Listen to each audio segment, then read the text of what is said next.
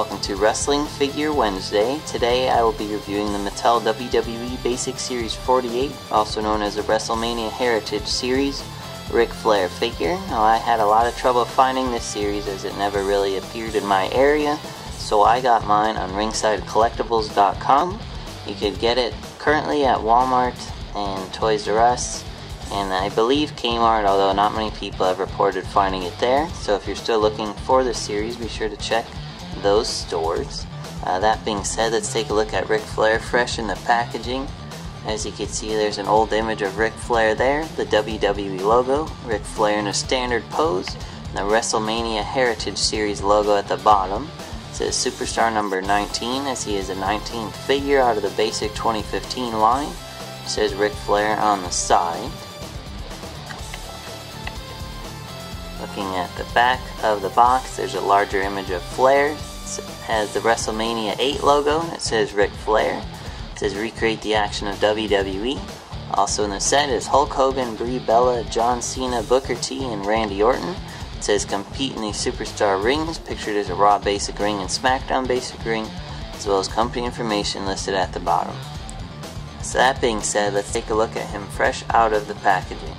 Alright guys, so here you have the WrestleMania Heritage, or Basic 48 Ric Flair figure fresh out of the packaging. Overall, I'd say it's a pretty cool figure. It's a very simple figure, even though Ric Flair had a very simple look. So it's pretty accurate, and it's cool to have a basic flashback Flair, so I was excited to get that, as this reminds me of his WCW days a bit.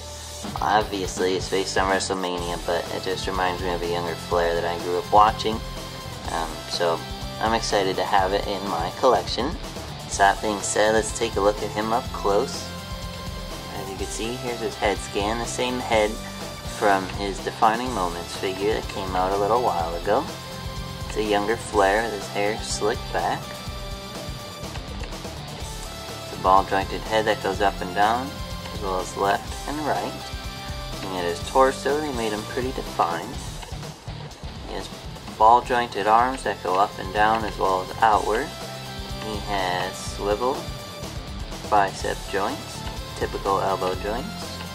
He has a swivel wrist joint as well as a hand joint that goes up and down. He has a closed fist on this hand here. Looking at his lower torso, he has a swivel waist joint. Then he has his red tights, and there's an RF for Ric Flair, which is cool.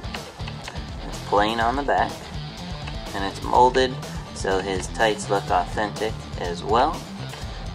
He has a typical basic leg joints that go up and down, and he has a typical basic knee joints covered by these thin red rubber knee pads, and they don't restrict his movement much at all, as you can see. You could kind of lower them like he used to wear them. I'd probably recommend heating them up a bit with the hair dryer or hot water, so you can move it more towards his boots when he used to wear them low. And then lastly, he has his swivel boot joints with the white laces and the RF on both sides for Ric Flair. And then he has a typical ankle joint that goes up and down. And then lastly, he has the white bottoms on his red boots. And yeah, that's Flair. Very simple figure, as I said, but it's pretty cool, especially if you're a fan of Ric Flair or just the older flashback style figures. So yeah, thanks for watching. Be sure to like Wrestling Figure Wednesday on Facebook to suggest future reviews you'd like to see me do. And I'll see you next week. Thanks.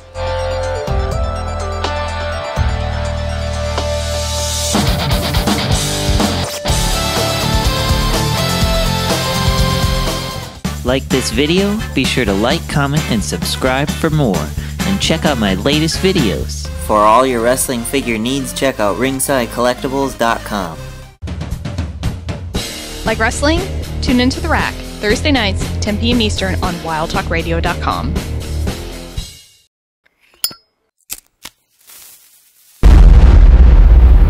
That's crispy.